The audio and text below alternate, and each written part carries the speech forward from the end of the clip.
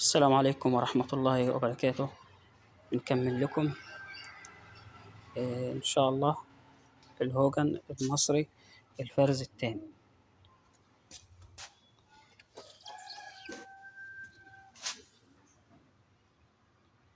برضو مكنة كويسة، مفيش فيها أي مشاكل، كل واحد تبع المحافظة بتاعته.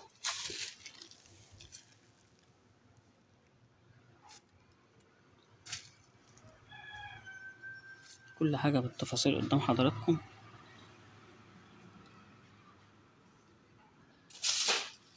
مقص،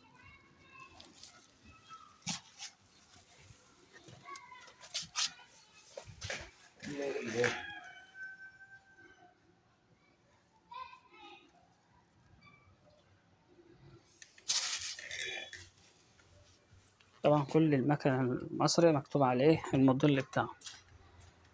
اي حد بيسالني عليه انا مش عارفه، بقول له ب 1600، لكن التجار اللي انا عارفها محاسبها 1550. طبعا دي برضو بقول لحضراتكم إن هي المكنة المصري، حتى اليافطة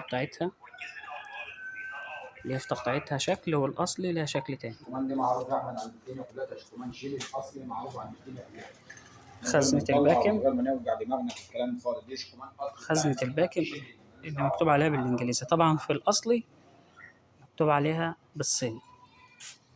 هنا مفيش حاجة طبعا، هنا مفيش النسر ولا على العداد، علشان دي زي ما قلت لحضراتكم المصري.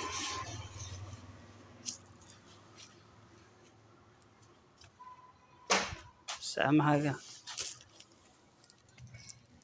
اللي معاه مكنة، معاه موتوسيكل، معاه فيسبا، معاه سكوتر، أهم حاجة إنه يحافظ عليه، لأن مهما حاجة تكون نظيفة ومستواها عالي وتبهدل فيها مش هتعيش معاك. موتور الكينج